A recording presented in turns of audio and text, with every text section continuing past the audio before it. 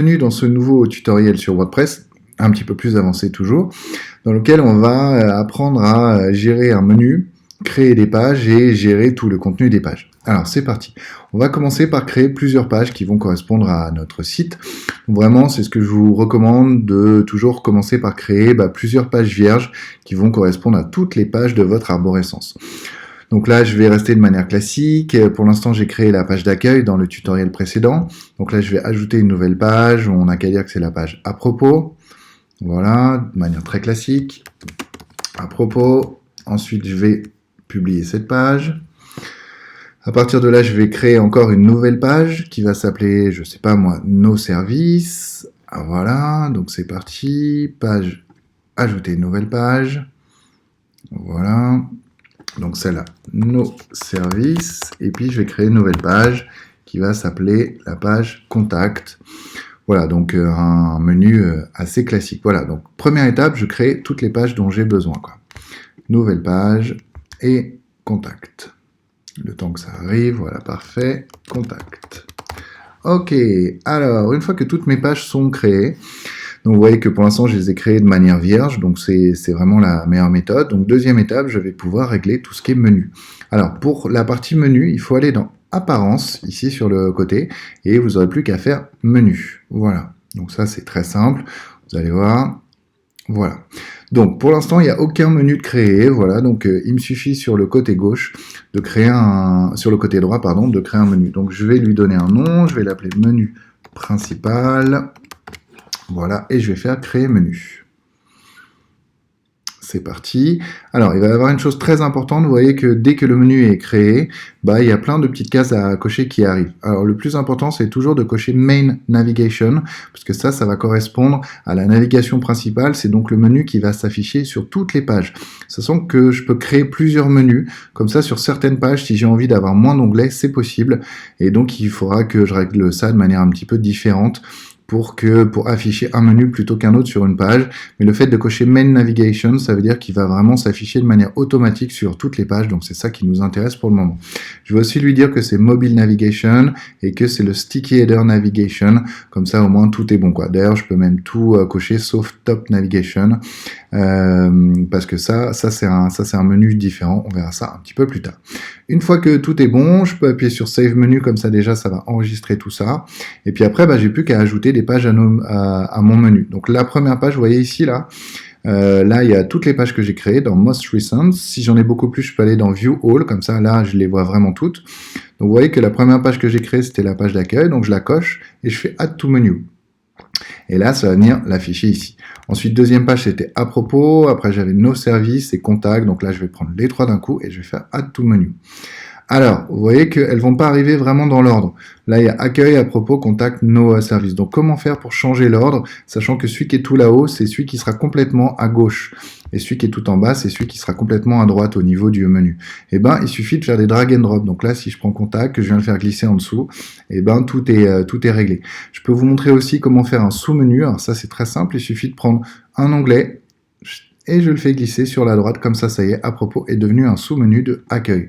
Et si je le remets à gauche, à propos est redevenu un menu normal. Donc là maintenant, j'ai plus qu'à cliquer sur Save Menu. Et là, ça y est, mon menu, il est en place. Donc on va aller voir le résultat en ligne. Donc je clique sur WordPress.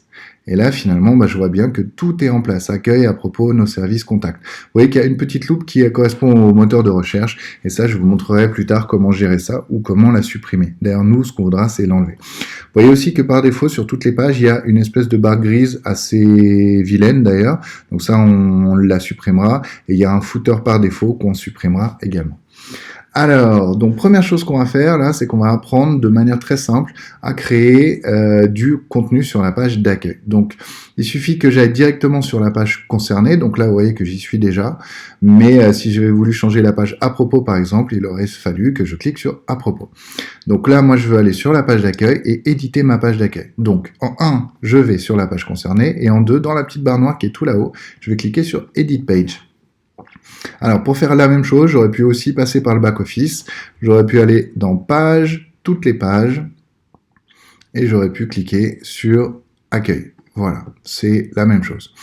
Mais honnêtement, c'est plus facile de passer par le front office, de choisir la page sur laquelle on veut faire une modification, de cliquer dessus, puis après de faire modifier la page tout là-haut. Alors de base, disons que WordPress, il arrive comme ça par défaut, et donc normalement, on est censé ici écrire du code pour que ça fonctionne. Donc c'est pas très pratique, ce serait comme faire de la mise en page avec Word, et franchement, c'est pas gagné. Donc on va essayer plutôt d'utiliser le thème et le builder du thème pour faire ce qu'on a envie. Alors vous allez voir que quand on va cliquer sur le builder du thème, tout va changer. Alors c'est parti, comment faire? C'est le gros bouton bleu qui est là. Donc tout de suite je vais cliquer dessus, comme ça va activer le builder du thème. Et en général, il suffit de lire. Donc là, il me dit que pour démarrer, il faut que j'ajoute soit un container, soit une page préfaite. Donc nous, bien sûr, on va toujours tout faire à la main. Donc on va juste ajouter un container.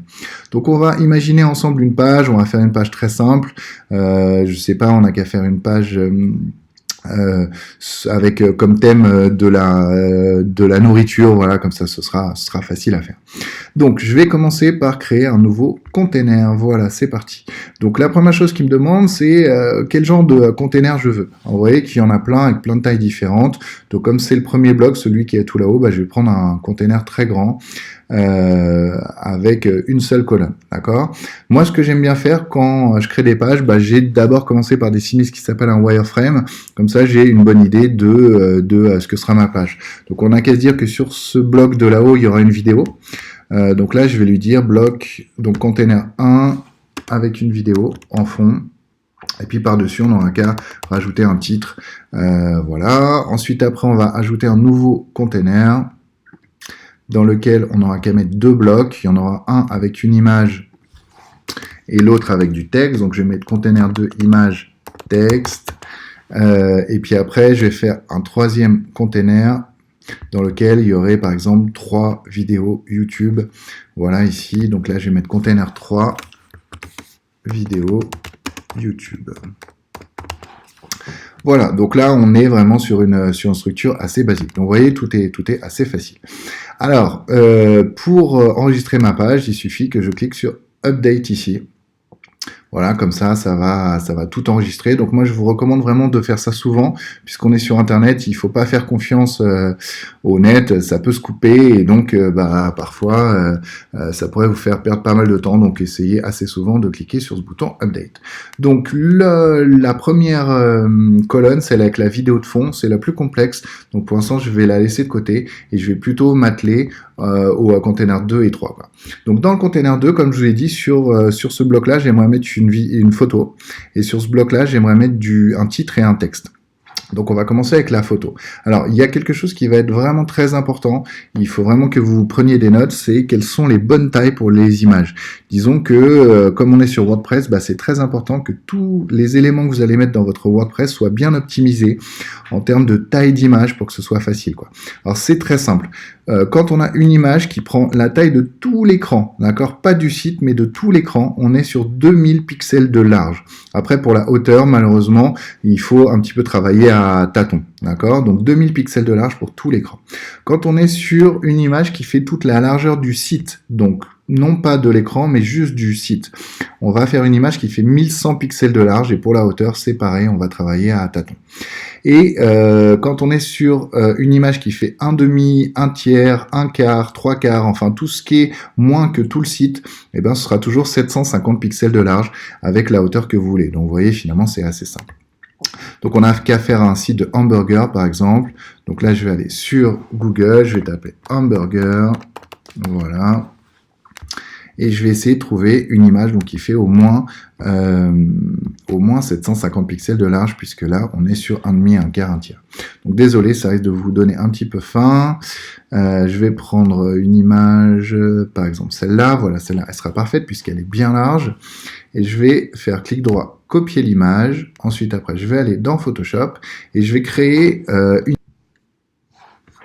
Donc là, je vais créer un nouveau document, et ce nouveau document, je vais lui dire que la largeur, ce sera 750 pixels, comme prévu, et la hauteur, ce sera, par exemple, je sais pas moi, 500 pixels. Je vérifie bien que ma résolution, elle est à 72 pixels par pouce, que je suis en couleur RGB, et que je suis en fond blanc. Ça, c'est très classique. Créer, parfait. Donc là, c'est bon, j'ai donc bien l'image à la bonne taille, j'ai plus qu'à coller. Alors, comment faire pour faire coller? C'est commande V pour ceux qui sont sur Mac ou CTRL V pour ceux qui sont sur PC. Donc là, je colle la photo de mon hamburger. Je vais faire CTRL T pour le transformer. Comme ça, je vais pouvoir réduire la taille de l'image pour que ce soit parfaitement adapté. Voilà. Je la réduis. Cette fois, c'est bon. On est impeccable. J'appuie sur la touche Entrée pour valider. Et maintenant que j'ai plus qu'à l'enregistrer correctement.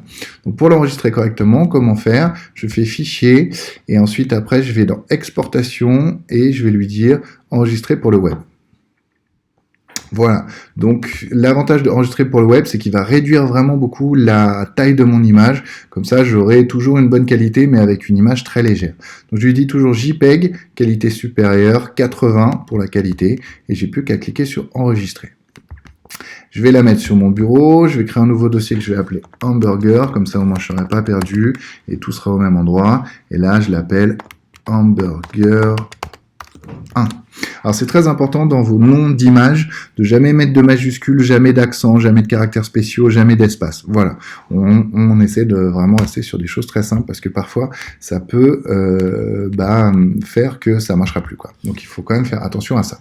Donc moi ce que je veux c'est mettre la photo de mon hamburger là sur ce bloc là, sur cet élément là. Donc comment faire? J'ai juste à cliquer sur le plus élément dans le bloc qui est à gauche. Et là, vous voyez qu'il va me proposer plein de choses, d'accord? Donc ça c'est assez cool, parce que, disons que c'est lui qui va faire le boulot à ma place. Donc là, j'ai plus qu'à chercher image. Alors, où est-ce qu'il est, mon image? Il est là, voilà, image. Et donc là, il va me demander d'uploader l'image. Donc je clique sur Upload image, Select File, et là, j'ai plus qu'à aller sur mon bureau, dossier hamburger, prendre l'image en question et ouvrir. Voilà, parfait. Donc là, ce qu'il va faire, c'est qu'il va l'uploader directement dans la bibliothèque. Si vous avez envie de faire un petit peu de SEO, ici, vous allez pouvoir rajouter des choses qui vont correspondent au SEO. Alors juste une chose qui est très importante, sur la première image que vous mettez sur votre site, comme il ne connaît pas vos capacités en termes d'optimisation d'image, il se dit peut-être que vous n'avez pas bien optimisé et que votre image, peut-être qu'elle pèse 3 ou 4 mégas, ce qui serait une catastrophe pour votre site. Et donc de base, il l'optimise en size medium. Ça va pas du tout, puisque nous, on l'a fait comme il fallait. Donc il faut toujours lui mettre full size. Normalement, quand on l'a fait une fois, ça restera toujours par défaut. J'ai plus qu'à cliquer sur Insert into Page. Et voilà, ça y est, notre image, elle est en place. Alors après, vous avez plein d'options. C'est ça qui est bien avec toutes ces insertions d'éléments. Par exemple, je peux lui dire quelle est la largeur maximale de mon image. Je peux lui dire si je veux qu'elle ait un style, par exemple avec une ombre portée ou tout genre de choses. Mais ça c'est pas très joli, donc je vous le déconseille vraiment. Si je veux que mon image elle soit cliquable, c'est bien d'avoir un retour utilisateur, donc pourquoi pas mettre un zoom in comme ça. Quand je vais survoler l'image, ça va la zoomer. Ça peut être sympa. Je pourrais mettre une bordure, mais pareil, ça c'est pas très joli. Je pourrais jouer sur un border radius, donc pour donner comme un côté arrondi sur les bords à mon image, mais ça c'est encore moins joli. Je peux lui dire comment je veux qu'il l'aligne. Enfin, disons qu'il y a plein de choses comme ça qui peuvent être assez intéressantes. Par exemple, une lightbox. Si je clique sur Yes, et quand je vais cliquer sur mon image, ça va l'ouvrir en grand pour que les gens la voient bien. Donc ça, vous aurez qu'à vous amuser avec toutes ces petites options. Et je peux aussi mettre une animation sur mon image, ce qui fait que quand le site va s'ouvrir, l'image, elle peut arriver soit de la gauche, de la droite. Alors souvent, c'est pas très joli, vous voyez, il y a des effets bounce, des effets flash, franchement, c'est pas génial. Au pire, mettez un slide. Je vais choisir slide pour vous montrer ce que ça fait. Puisque l'image, elle est à gauche, je vais lui dire que je veux qu'elle arrive de la gauche et que je veux qu'elle mette 0,7 secondes pour arriver. Voilà, mais vous allez voir que c'est pas terrible et je vous recommande de pas en mettre trop souvent. J'appuie sur Save, ça y est, mon image elle est en place. On va regarder ce que ça donne. On va cliquer sur Update.